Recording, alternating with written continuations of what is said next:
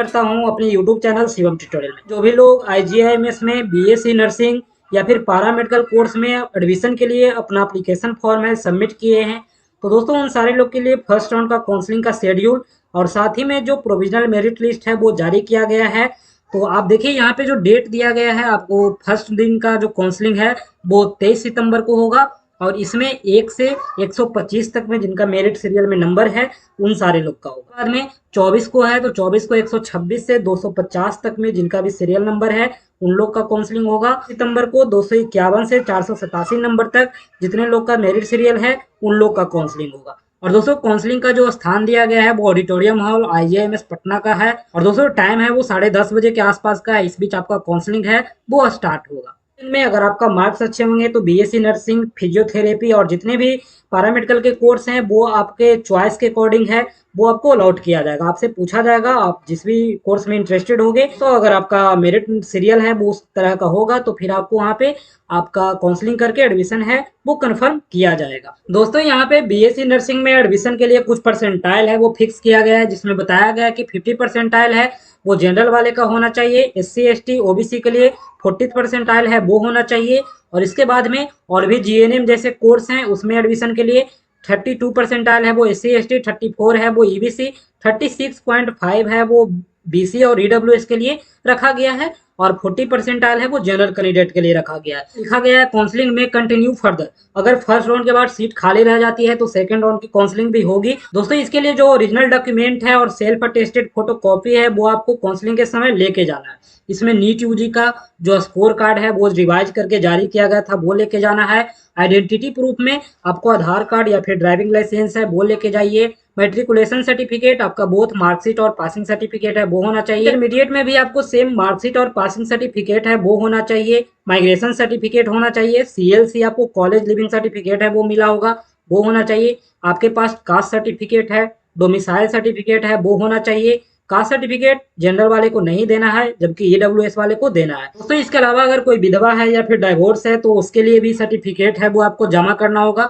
Affidavit है वो आपको बनवा करके ले जाना होगा जिसमें मेंशन करवाना है कि आप सेम टाइम में किसी दूसरे यूनिवर्सिटी में कोई कोर्स है वो नहीं कर रहे हैं। दोस्तों इसके बाद में अगर आपका एकेडमिक में कोई गैप है तो आपको वो वाली सर्टिफिकेट है ईयर गैप का वो बनवाना होगा। इसके बाद 4 पासपोर्ट साइज कलर फोटो है वो लेके जाना है। इसके अलावा आपको 10,000 रुपये का डिमांड ड्राफ्ट है वो बनवाना है। ये डिमांड ड्राफ्ट है वो नॉन रिफंडेबल होगा। अगर आपका सीट अलॉटमेंट है वो करवाना है तो आपको ये डिमांड ड्राफ्ट है वो जमा करना होगा और अगर आपको कोई सीट मिल जाती है तो फिर आपको ये डिमांड ड्राफ्ट है वो रिटर्न नहीं किया जाएगा। इसके अलावा आपको बता दें कि बिना डिमांड ड्राफ्ट का आपका सीट है वो अलॉट नहीं किया जाएगा। यानी कि आप काउंसलिंग के लिए जा रहे हैं तो आपको 10,000 रुपये का डिमांड ड्राफ्ट है वो बनवा कर लेके जाना है। दोस्तों जैसा आप फॉर्म फिलअप करते समय आईजीआईएमएस के डायरेक्टर के फेवर में बनवाए थे उसी तरह का डिमांड ड्राफ्ट है वो आपको यहाँ भी बनवा के ले जाना है। इनका फॉर्म है वो भर करके वहाँ पे जमा करना होगा। ये सारे डॉक्यूमेंट जो ऊपर बताया गया है वो आपको काउंसलिंग के समय है वो मेंशन करना है। आपको ध्यान रहे कि सारे ओरिजिनल भी ले जाने हैं और सारे का एक एक फोटो कॉपी भी ले जाना है और सारे पे सेल्फ अटेस्ट करना है यानी अपना साइन करके लेके जाना है। अलावा किसी भी तरह का किसी को डाउट है, ऑब्जेक्शन है या फिर डिफिशिएंट डॉक्यूमेंट है तो वो सारे लोग का समय दिया गया है। आप 21 तारीख को 10 बजे से 2 बजे के बीच में कांटेक्ट कर सकते हैं। हम मेरिट लिस्ट की बात करें तो यहाँ पे जो भी कैंडिडेट अप्लाई किए हैं उन सारे लोग का यहाँ पे मार्क्स वाइज है वो सीरियल नंबर से दिया गया है। तो जिनका भी मार्क्स सबसे ज्यादा है वो आप देख सकते हैं। सबसे हाईएस्ट जो गया है वो 572 मार्क्स है ईडब्ल्यूएस कैंडिडेट से। इनका परसेंटाइल है वो 95 परसेंटाइल है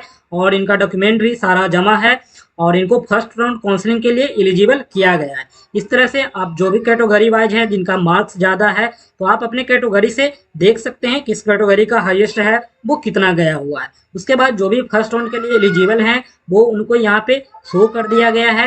इसके भी रिमार्क्स में कुछ डिफिशियंसी है वो चाहे तो क्लियर कर सकता है। आज का समय उसे दिया गया है वो आप क्लियर कर सकते हो। 482 स्टूडेंट को यहाँ पे एलिजिबल किया गया है फर्स्ट राउंड काउंसलिंग के लिए। इसमें दोस्तों ईबीसी का जो सबसे लोएस्ट मार्क्स है वो 113 गया है, ईडब्ल्यूएस का 114 गया है, एससी कैटेगरी के लिए 119 गया है, बीसी कैटेगरी के लिए 119 गया है, ईडब्ल्यूएस के लिए 120 गया है। तो सबसे लोएस्ट इतना तक लिया है फर्स्ट राउंड काउंसलिंग में और मुझे पूरी उम्मीद है कि सीटें हैं वो इससे ज़्यादा है नहीं, तो जो भी सीटें हैं वो लगभग भर जाएगी इसी से। और जो आगे का जिनका मेरिट सीरियल में नाम दिया गया है ये सारे लोग फर्स्ट राउंड काउंसलिंग के लिए एलिजिबल नहीं है।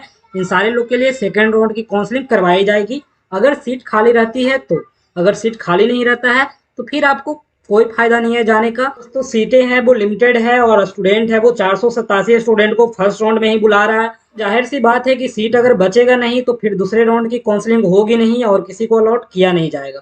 तो जो भी है फर्स्ट राउंड में ही मामला खत्म हो जाएगा। अगर सेकेंड राउंड के लिए कुछ सीटें बचती है, कुछ लोग एडमिशन नहीं लेते हैं, तो फिर आपको सेकेंड राउंड के लिए नोटिस देगा, उस अकॉर्डिंग आपको यहाँ पे जा करके अपना एडमिशन है बुक करवा सकते हैं। इस सीरियल नंबर में आपका नाम है, उसके अकॉर्डिंग आपको डेट को फॉलो करना है और जो भी डॉक्यूमेंट यहाँ पे बताया गया है आपके पास डिमांड ड्राफ्ट हर हाल में होना चाहिए, तो ही आपका सीट अलॉटमेंट है वो किया जाएगा।